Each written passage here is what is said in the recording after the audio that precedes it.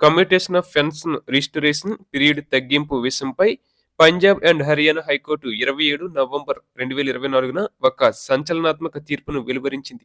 ఈ తీర్పు పెన్షనర్లకు తీవ్ర అసంతృప్తికి గురి చేస్తుంది. గతంలో పెన్షనర్స్ వేసిన రీట్ పిటిషన్లపై పంజాబ్ అండ్ హర్యానా హైకోర్టు వారు కమ్యూటేషన్ ఆఫ్ పెన్షన్ రిస్టరేషన్ విషయంలో 12 సంవత్సరాలు పైబడి రికవరీ చెల్లించిన వారందరికీ భవిష్యత్తు రికవరీ నిలిపివేస్తూ ఇచ్చిన మధ్యంతర ఉత్తర్వులు ఈ తీర్పు మేరకు రద్దయ్యాయి. ఏది ఏమైనా ఈ తీర్పు పెన్షనర్లకు నిరాశ కలిగిస్తున్న మాట అని వాస్తవం. ఈ తీర్పు ప్రభావం తెలంగాణ, ఆంధ్ర హైకోర్టులపై ఎంతవరకు ఉంటుంది అనేది ఇప్పుడు మన ముందున్న ప్రశ్న. ఇదిలా ఉండగా నవంబర్ 29వ తేదీన హైదరాబాద్ లో ఉన్న central administrative tribunal CAT commutation recovery కాలాన్ని 12 సంవత్సరాలకు తగ్గించాలని కేంద్ర ప్రభుత్వాన్ని ఆదేశించాలని కొందరు పెన్షనర్స్ దాఖలు చేసిన పిటిషన్ను తిరస్కరించింది. పెన్షన్ కమ్యూటేషన్ పై సుప్రీంకోర్టు వైఖరిని క్యాట్ బెంచ్ ఎత్తి చూపింది. పెన్షన్ రికవరీని 12 సంవత్సరాల కాలానికి నిలిపివేయాలని కేంద్ర ప్రభుత్వాన్ని ఆదేశించాలని కోర్టు రిటైర్డ్ అటవీ శాఖ అధికారులు, సీనియర్ బ్యూరోక్రాట్లు బృందం దాఖలు చేసిన పిటిషన్ను central administrative tribunal cat Hyderabad bench తిరస్కరించింది. చీఫ్ కన్జర్వేటర్స్ ఆఫ్ ఫారెస్ట్లు, ప్రిన్సిపల్ చీఫ్ కన్జర్వేటర్లు మరియు సీనియర్ బ్యూరోక్రాట్లతో కూడిన బృందం దాఖలు చేసిన పిటిషన్లను జ్యుడిషియల్ సభ్యురాలు లతా బస్వరాజ్ పట్నే మరియు అడ్మినిస్ట్రేటివ్ మెంబర్ శాలిని మిశ్రాతో కూడిన క్యాట్ బెంచ్ తోసిపుచ్చింది. ప్రస్తుతం ఉన్న నిబంధనల ప్రకారం కేంద్ర ప్రభుత్వ ఉద్యోగులు తమ పెన్షన్లో 40% వరకు పదవీ విరమణ సమయంలో ఒకేసారి చెల్లించవచ్చు.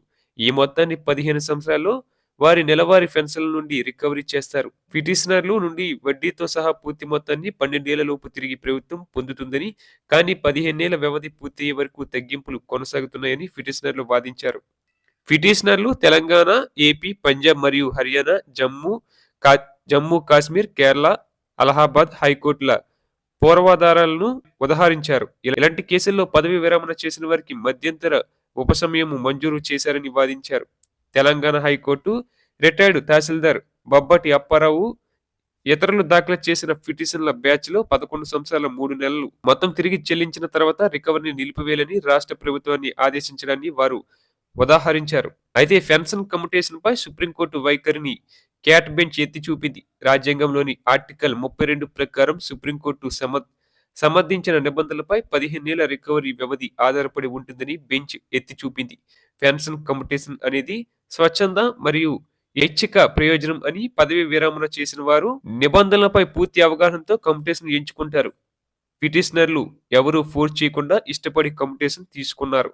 అలాగే రికవరీ సమయం 15 సంవత్సరాలు ఉండదని ముందే మీకు తెలుసు. సో సుప్రీంకోర్టు నిబంధనలకు అనుగుణంగా ఈ పిటిషన్ను తిరస్కరిస్తామని పేర్కొని పిటిషన్ తోసిపుచ్చారు. పిటిషనర్స్ రిటైర్మెంట్ సమయంలో కమ్యూటేషన్ ఎంచుకునే సందర్భంలో వారు నిబంధనలని చూసి కమ్యూటేషన్ మొత్తం దానిపై వడ్డీతో తిరిగి చెల్లించడానికి అంగీకరించి ఆస్ట్ చేసి ఉన్నారు కదా, మరి ఇప్పుడెందుకు ఈ రకమైన పిటిషన్ దాఖలు చేశారని ప్రశ్నించారు.